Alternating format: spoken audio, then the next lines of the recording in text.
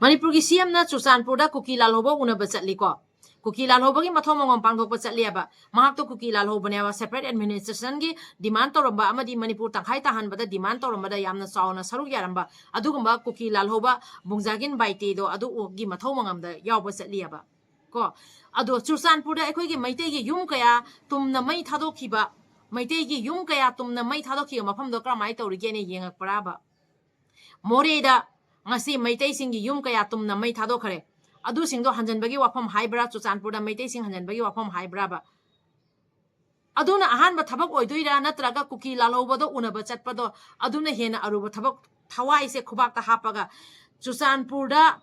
lakpa yaroi haina Kuki lalhoba singna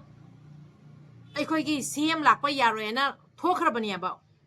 Adu oirabasu CM do helicopter dai tawraga thawai khubak ta hapaga Kuki lalhobagi mathau mangam do yawba chatliaba kyam thauna phagrabano ba. Adubu Churachandpur da ekhoi gi Meitei gi yum kaya tumna mai thadokhiba aduguma mafam do dadi Meitei gi yumpham singdo kramai tawrige ni yengchang lamde more da Meitei gi yumpham singdo kramai tawrige nongwa yengba chatteba.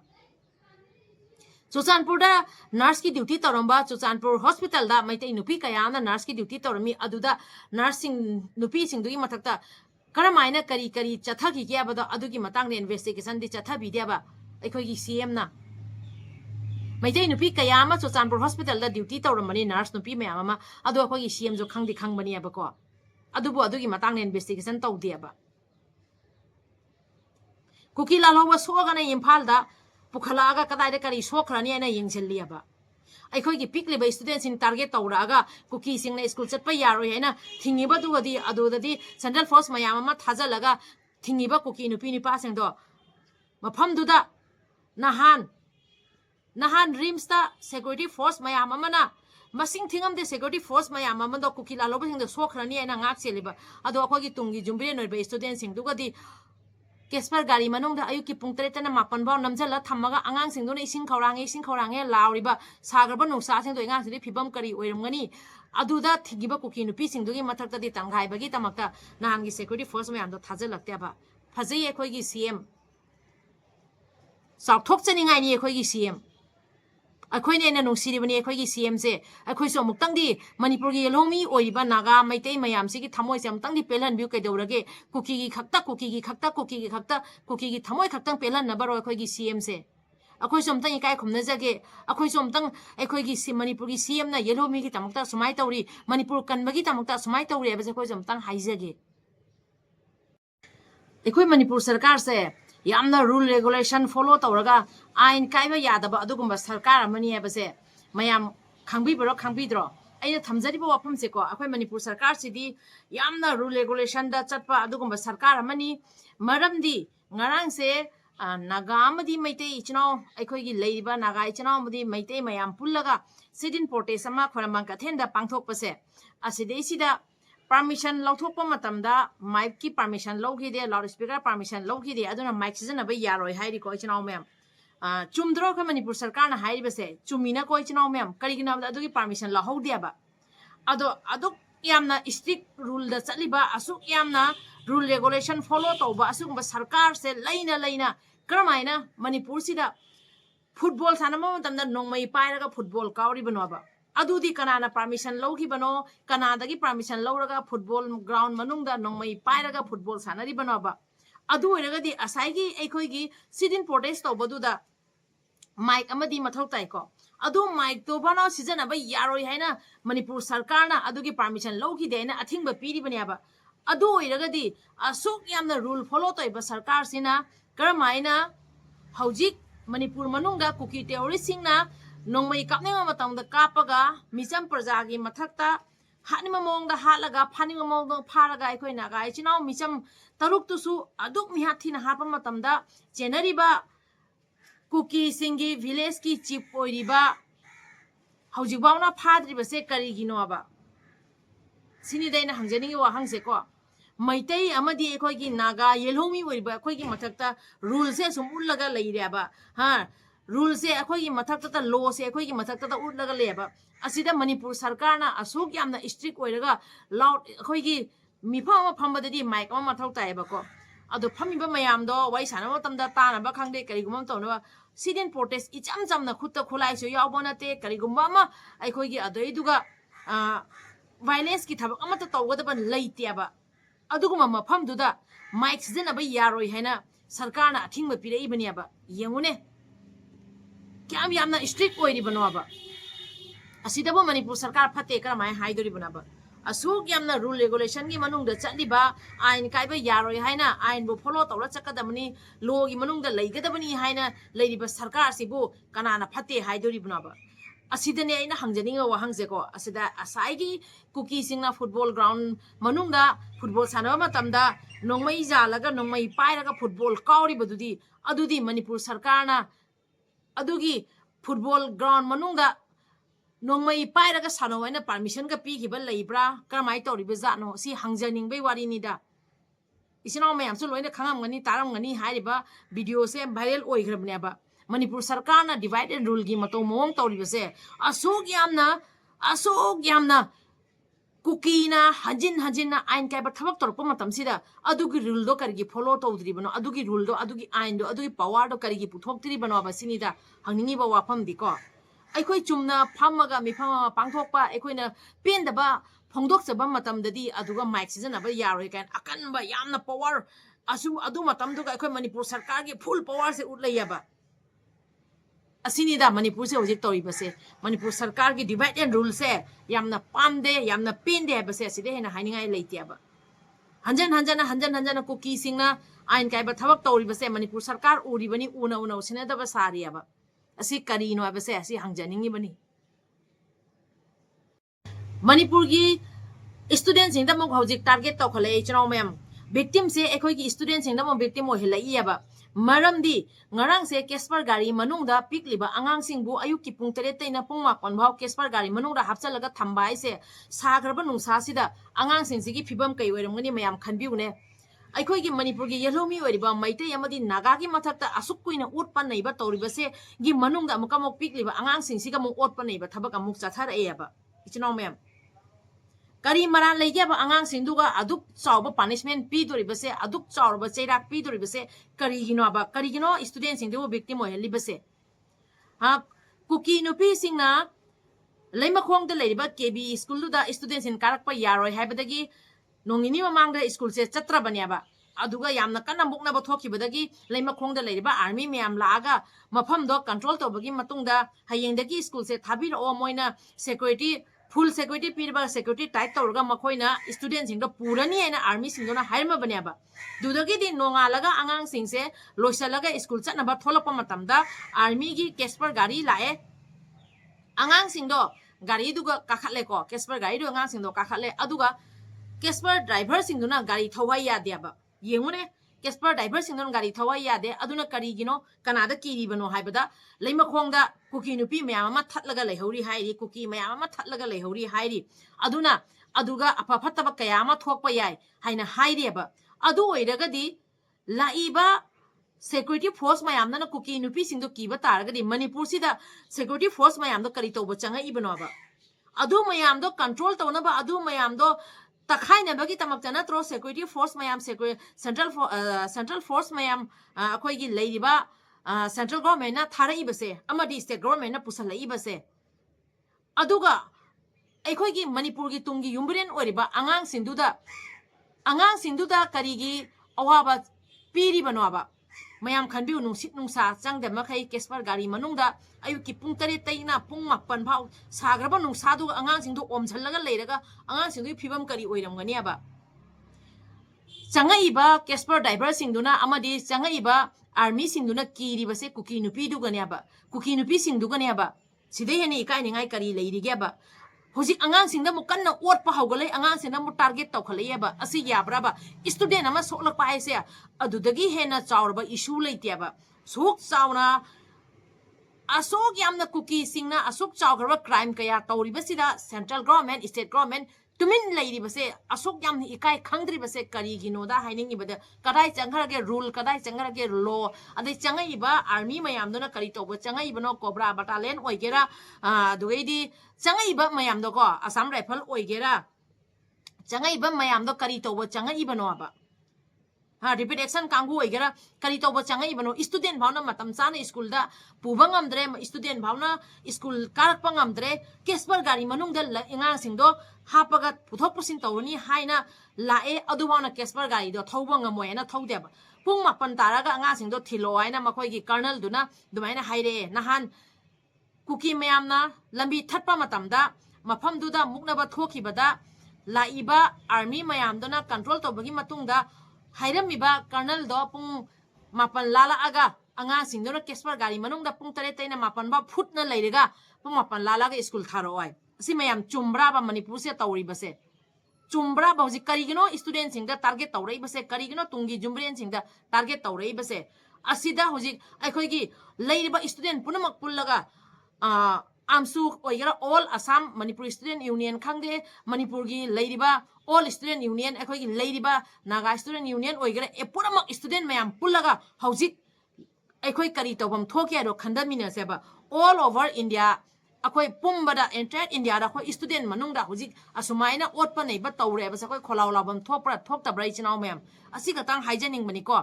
changai ba central forcing duna kesper gari manungda angang hapchalaga thamme adubu gari do thauba ngamoi haina thaudeba ayuki pung 3 na pung 8 ba sidagi hene ikai ngai kai leigrage aikoine ngarang mifam ama sidin protest ama taw matamdadi mic aikoina season adurba mic to gi permission logi de mic season aba zaro ye kan khare dana khoi gi power se student mayam pullaga kholaw labam thopra thokta brai chinau mayam hauji ki tanja se tumin leiba yade maramdi student singbu karigino target tawrei base tungi jumbiran oiba manipur gi student singbu kesper gari manungda ayuki pung 3 na 8 baw namjalaga thammi base angang singbu phibam kai oiramani adusu kuki nupi singna angang sing school lakpa yaroi kuki singna thatla thamme na haibagi ni ko army mayam leina angang singdo school da chatpa ngamdre angang singduda ayuki pung 3 na pung 8 baw sagraba nungsa sida manungdugo omaga thamme adu oiragadi student ama solakpa matamda kyamuk chawba issue thoklakane base leipak mayam so loina khangi bani aduga hojik manipur manungda meitei mayam gi mathakta otpa neiba naga mayam gi mathakta otpa no neiba tauringai tanja asida cherek asida tungi jumbiren oiba student sing chemu target tokhlei base asida ekoina malem pommoda khanganbam thoi ya bai chinau mayam aduna hajaning ba wafam amatang mayam ga khana neina janing badagi wafam je thamjabani ko malem pommoda khanbam thopra thok tabra hojik kuki singna student sing damu target tokhlei hai base karigino kaisu maran lejadraba angang sing duga mu target tawrei base aduna malem pumbada student ama solakpa matamda kyamuk chawba issue thoi base malem pumbana khangi baneba adu oiragadi hojiki tanja sida akhoin tumin leiba yadeba asumaina hanjan kuki singna hanjan na adaki mati chawgraba crime kaya ama tawri asuk chawgraba crime torpa matam sida aikhoina tumin leiba yade ima mayamna la kholaw lawri ko adu oiragasu hojik student mayam mok pullaga student singi mathakta asmaina otpa neiba tawre base tanja asida akoina kholaw law horagadi malem pumbana su khangakaneba kuki singsana asuk yamna ahan singi mathakta nupi angang singi mathakta target tawraga otpa neiba chathabase asida hojik angang singda muk student singda muk target tawsalai hebase pikliba angang singi mathakta otpa neiba hojik haurae bom kapaga angang hatpa haure hojik muk yamna phongna student ni mathakta muk target tawkhalai hebase asi ekoi malem pumbada khangan mine sia wafamse simaka haijaningi da mayam gisu kari mot leiba mayan sum khangan birau adubu tanja side ekoi tumin leiba yada braina khanjai ko student ama solok paise yam chawgarba thabak ni ko adu hojik student mayam gi mathakta target tawrei bani chinau mayam khanda minasi manipur gi CM na kuki lalhoba unaba chatpa manipur gi CM na kuki lalhoba unaba chatpa natro Susanpur da ngarang nahan chatluri do bungjakin baitegi mafam duda chaluri bado bungjakil baitegi mathau mangamda yaururi bado mahak to kanano kuki lalhoba kuki terrorist na traba masu yaurami natro separate administration manipur se tangkhai tana thugai gena silambada bungjakin baite do yamna sauna thodang laurami bana traba akhoi manipur gi CM se asok yamna pukchen sauri base karmai tori bazano asuk yamna pukchen sauri base kuki lalhoba soyena imphal da pukhala ga layeng biba kuki lalhoba sirekpa matamda kuki laloba siba matamda kuki laloba unaba chatpa puksen chawgreda akhoi manipur gi CM se asomdana tungi jumbrian oiriba manipur gi student singi mathakta kuki singna ngasi su hojik su kuki singna target to lepty aba leimakhong da leiriba KB school da karakpa anga singdo karakpa yaroina thingaga kesper gari da ngarang ayuk ki pung 3 te na pung 8 baw army gi kesper gari manong da angang singdo omaga phutlaga thami bado adu de angang singdo da awaba ka mai khangam gani aba ising thakke angang singdo lauri bado makhoi gi phibam kai oiram gani aba adu da manipur gi CM na puksen je chaw thok pi de ba khoi gi matam da di kuki laloba ma soi adi puksen je yamna chaw thui ka mai to ijana Churchandpur de helicopter do rega chu chatli aba somdana kuki laloba singna CM lakpa yaroi haina haireba adu hairaga su thawai khubakta hapaga bungjagin baite gi mathau mangamdo adu yawba satliaba puksen chaudra akhoi gi manipur gi CM se ha kuki laloba soye imphal da pokhalakani kadai da kari sokare kadai da kari wat khare asida full security piraga imai pema security mayam security force mayam duna changbam lengbam ga leite misam kaya ama soki ngasi manipur gi student tungi jumbilen oiriba angang singi mathakta kuki singna target torpa matamda nahan kuki laloba sing purapa matamda leikiba security force mayam do karigi leimakhong da thajalaga akhoi gi manipur gi tungi jumbilen oiriba angang singduga apanba piri banaina aduda apanba piri ba kuki nupi nupa singdugi mathakta nahan gi security force mayam do na mathau sapchana karigi pangdok andri banwaba puksen chawi de akhoi gi pabungdi manipur gi CM na chawa puksen sidi aduki matik chawri akhoi yam nungsi gra potni ko akhoi gi CM amani habada akhoi ne hena nungsi ri bani mayam dagi hena akhoi ne hena nungsi ri bani ko manipur gi CM amani habada akhoi ne ni ikai khumna ningi bani adugo magi tanja do akhoi de piwo ba akhoi yam chawthok chana haije ge ba manipur gi CM na manipur gi damakta asok yam na tori basan akhoi kari gi udri bano manipur gi CM na yellow mi singi damakta asumaina tori basan akhoi kari gi udri banaina amuk tang manipur gi parja manipur gi yellow mi se makhoi sing si thamoi sam tang pelhan biwo ba akhoi ne hena nusi kuki ne hena CM bu nusi banate CM na Churchandpur da chalaga bungjagin baite gi mathau mangam yawru bido akhoi kari su kaide ba adubu akhoi ne pendri base akhoi gi CM na sok jamna pukchen chaw thoga manipur gi tungi yumbirian oiriba yellow mi singi students pikliba angang sing dugi mathakta ot panai ba chathari basede asida di kari gi ubidri banai base asida pendaba phongdok sabani aba akhoi yamna nungsiri bani yamna ikai khumna jari bani aduna akhoi da su pabungbu ikai khumna jari yamna nungsi jari haibagi wafam se akhoi su haina bagi adugi tanjaro khasi tang pibiwa ba asiga tangni khoina haijaningi base kari gino akhoi gi di mapi mapani aba akhoi bu ngakpi senbi gani akhoi bu full protection pi gani manipur da leiba parja mayam sibu kadai de kari soigrani haibagi tamakta manipur gi mapi mapa o ama oina CM gi phamse phammi bani aba sikhak haijaning bani chinaw mayam yamna pende aduga ngasi haijaribo wafam sida asoiran yauramba kya yauragasu ngakpi gani adubo manipur da hoji oi phibam sidi aduki matik pende akhoi ima mayam na phamjaraga manipur da leriba naga amadi akhoi gi meitei ichinaw mayam pullaga sidin protest to badadi mafam du da mic season aba yaroi ma ki permission logi de hairi kuki singna football sanare asum nongmei pangkap kapi lambi da thoe nongmei pangkap kapi adu singduna kanana permission loriba akhoi gi pikliba angang sing school ka ba yaroi na kuki mayam amana thatli aduna kanana permission piraga thatliba manipur se wari phibam mayam se yamna divide and rule gi mato mongda to bose aduki matik penja de chinaw mayam duna akhoi di phongdok tori bani akhoi parja amani akhoi pin ba mayam se phongdok tori bani akhoi di yamna khangbada gware uba ngamak tariaba manipur gi chalu ba mafam kuna akhoi na chalu ba phayeng do igara kautuk to igara asomda khamelom da oigera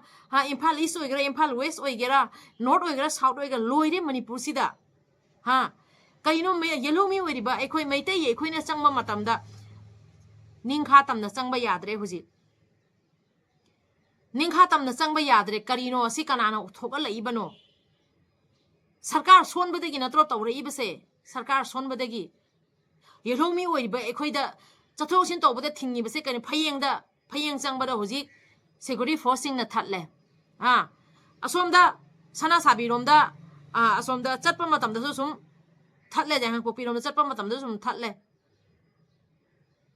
loire taurise sero chatle asum amoromda chatle asum aikoina ngasi jo bauda naga amadi meitei aikoina ngasi jo bauda tampak tagi aikoina ngasi jo bauda aikoina nongmei kap khibal leitiaba kuki singna hanjan kuki area dagi ngarang na han tasu yengu ngarang na han tasu somdana aikoigi phayengda adeidi khamelomda leiba ibung yupa punamak loina madugai lokthokare adugi hek nongmagi matungda torbung romda phabakcha khairomda jaleng phairomdagi nongmei kapsalae tawdro manipur se kaino ba tawri base sima mayam se kamaina tawri bana khoi kamai tumin leidori bano ai khoi gi susanpur romda leirami ba more romda leirami ba ichinaw mayam nang si halallaba ba karino manipur sarkar nang si pangthoi base karino ba susanpur romda takthoki ba lam meitei gi lam mayam more romda takthoki ba meitei gi lam mayam karma phiom da leiri ngasi jo bau ai khoi da utlaba ai khoi khanga ba adu lam singdo ji karma phiom da leirige yum singdudi tumna mai thadok pina loi khare more da churchanpur da ha torbung rom da jum punamak tudi meitei gi yum punamak ti loina mai thadok loi khare adu lore hojik tangphuli chinau sing gi yum mu kanna mai thagalai ba asugumba kaya ma thoi base una usinadaba saraga awabana parjana sum nangna leiba awabana parjana sum nangna leiba akayani khangduri banwa ba sini da haijaningi base yamna pende akhoi manipur CM na puksena suki matik chauri base kuki singi mathakta matum manipur gi yelomi wariba naga amadi meitei gi mathakta ot panai ba chathari base akhoi gi naga ichanaw taru ki victim family singdo justice pira braba mihat pado kana chene base khange bani khangna kari use wa phadri banwa ba central gi jaka ngai raga leire central gi jaka ngai raga leire state ta hujik full power ni manipur sarkar na hujik full power CM phammi bani CM gi power dokar matam de season adori banwa ba akhoi takcha badi nate CM ne na khangi bani manipur gi sarkar na khangi bani ba ado amtang paring chumna manipur se ayang ba athu matam da tangdu leita ba pubira o haibse asi wafam se haijage chinaw mayam asi haijiba natana akhoi kari haidori ga ba akhoi gi arambai tengoli chinaw amadi khungak pai chinaw mayam village volunteer karamai tholaki bano arambai tengol karamai thoklei bano makhoi je tholaki an tholaki braba makhoi di improve kan si inat kan sena mai lining da leijari bane ba aigi mit mangda aigi ima hale aigi mit mangda aigi ichan hale ai akhoi gi ibung yupa sing nor karamai tumin leidori bano ba Susanpur hospital la Meetei Nupi kaya ama duty tarma matamda nurse singdugi mathakta karamaina kuki singduna ot pane ba chathagi ge ba adu investigation tawbi braba Manipur sarkar na tawgadaba mathau mangomda phajana paring chumna pangthokpiwa base asi katang haijage Pari mom channel sibu yengbiriba mayam puno pui kai khumnajari ngasi gidi video se matang siga loisanjarage video siga soiran yaukeba kya lerega songakpi waina pari mom channel sibu yengbiriba mayam puno ke famdai kok nonjari kanglei pakna yai fare ibido pakhang mane yai fare